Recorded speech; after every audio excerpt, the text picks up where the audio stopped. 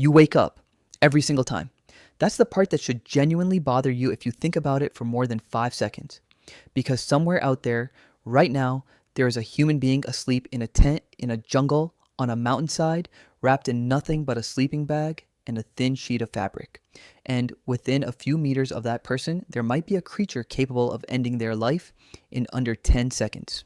And yet, morning comes, the zipper opens, and the person crawls out and makes coffee. This happens constantly all over the planet, and almost nobody stops to ask why it isn't a catastrophe every single time. A sleeping human is arguably the most vulnerable version of a human that exists. No weapon in hand, no awareness of surroundings, completely unresponsive to danger for hours at a stretch.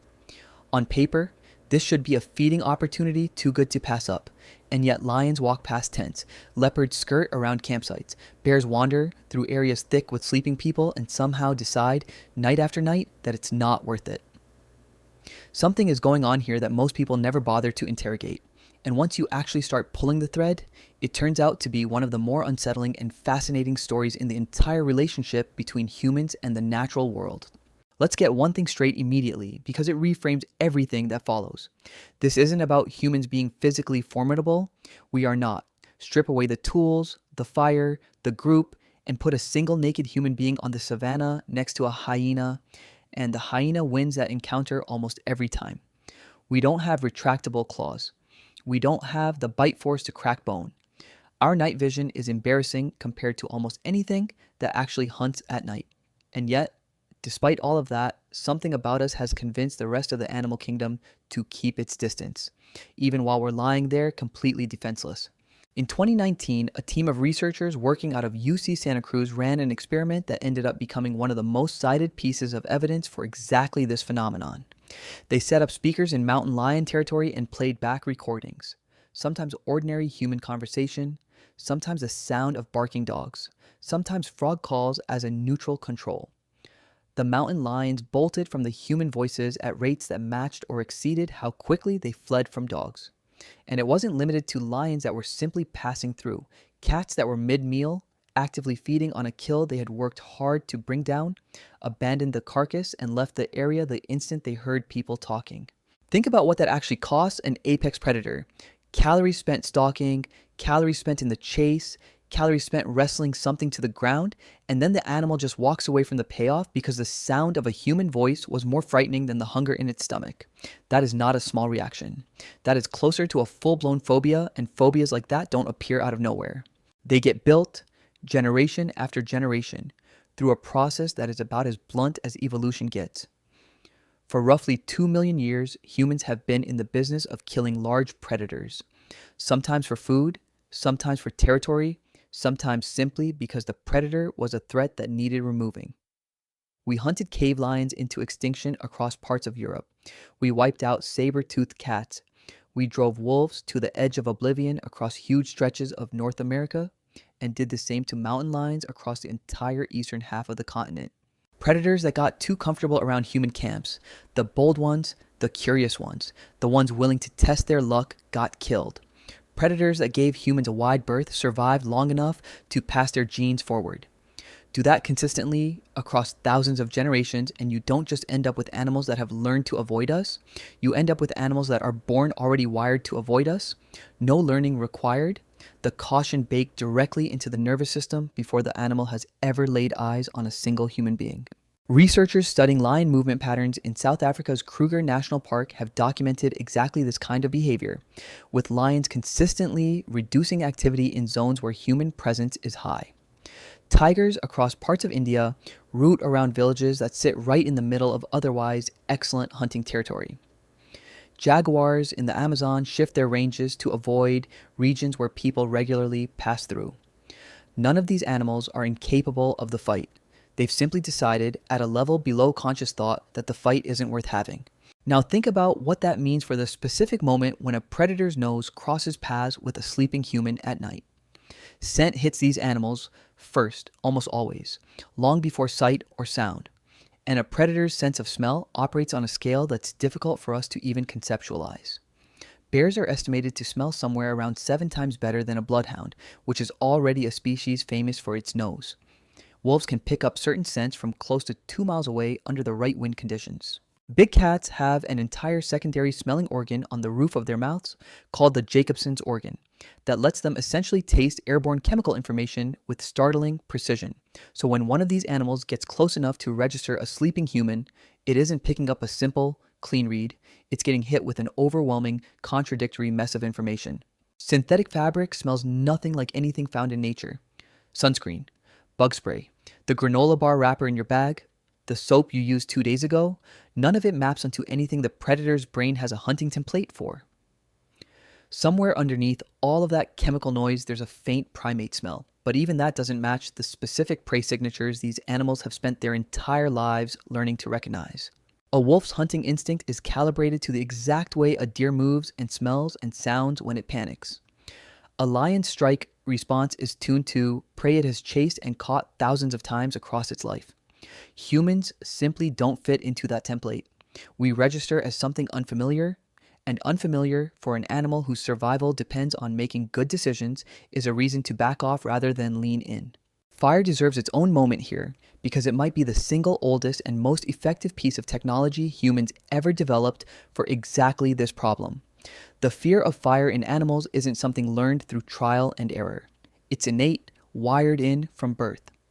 Laboratory studies have shown that animals raised in captivity with zero prior exposure to flame of any kind will still show clear avoidance behavior the first time they smell smoke.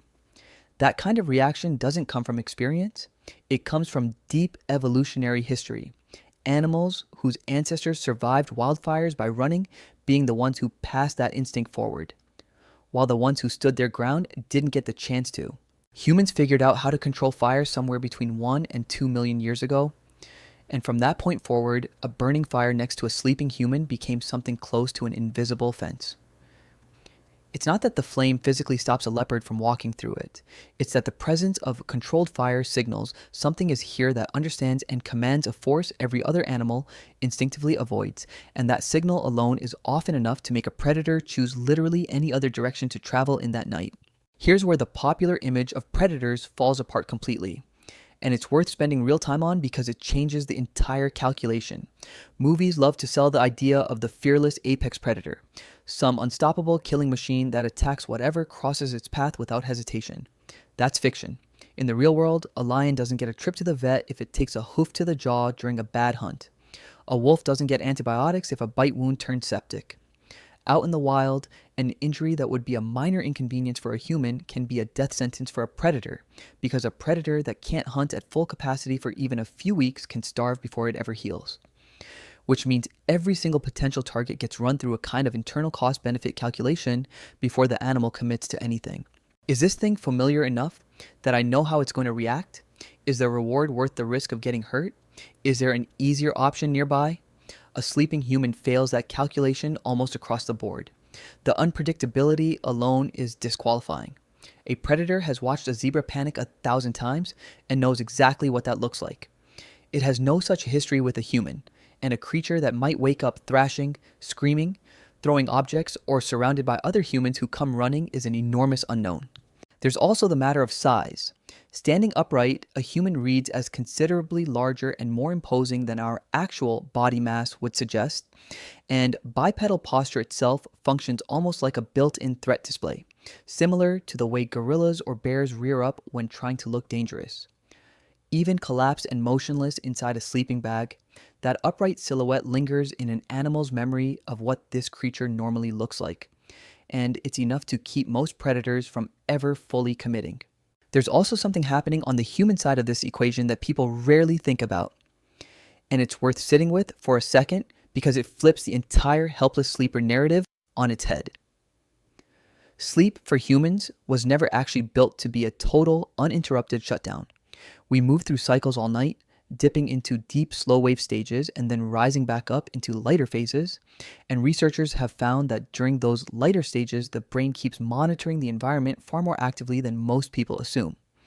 Unfamiliar sounds are processed differently than familiar ones, more likely to break through and pull a sleeper toward waking. Scientists sometimes call this the sentinel function of sleep, the idea that even while resting, part of the brain stays on watch, scanning for anything that doesn't belong. This almost certainly wasn't an accident. The ancestors who slept too deeply, who couldn't be roused by a branch snapping nearby or the low rumble of something large moving through brush, simply weren't around long enough to pass that trait forward. The lighter sleepers, the ones who could go from unconscious to fully alert in a matter of seconds, were the ones who survived long enough to have descendants, and we are those descendants. So the feeling of total helplessness while asleep is somewhat misleading. There's a quiet, partially functioning alarm system still running underneath it. And then there's the group. Humans almost never actually sleep alone out in the wild, and predators understand groups intimately because their normal prey also travels in herds and packs. A wildebeest in the center of a herd is dramatically safer than one caught at the edge. A fish swimming in the middle of a school is far harder to isolate than one that's drifted away from the others. Predators are specifically evolved to hunt for separation, for the straggler, the injured one, the individual cut off from protection. A campsite full of sleeping humans doesn't look like a buffet to a predator's brain. It looks like a herd, and a herd where one disturbed member is guaranteed to wake several others is exactly the kind of scenario predators are wired to avoid, because a clean, low-risk kill can turn into a chaotic group confrontation in seconds. None of this means the danger is zero, and it would be dishonest to pretend otherwise. The attacks that do happen almost always trace back to something abnormal breaking the usual pattern. An injured predator that physically can't hunt its normal prey anymore. A starving animal pushed out of its usual habitat with nothing else available. An animal that has been fed by tourists enough times that it has lost its inherited caution around people entirely. Something that can happen disturbingly fast. Or simply an old predator, past its physical prime, no longer capable of catching what it used to catch. The Tsavo lions in Kenya, responsible for killing dozens of railway workers in 1898, turned out to be maneless males, one of them with severe dental damage that made normal prey nearly impossible to catch. The Champawat tiger, blamed for hundreds of deaths across India and Nepal in the early 1900s, was later discovered to have 2 shattered canine teeth from an old gunshot wound, an injury that had permanently crippled its ability to hunt anything else.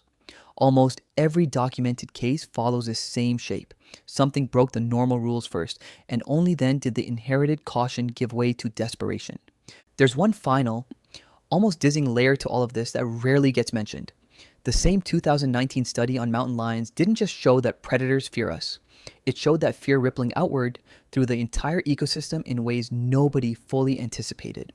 When pumas avoid areas with heavy human presence, deer in those zones face less predation pressure and their numbers climb.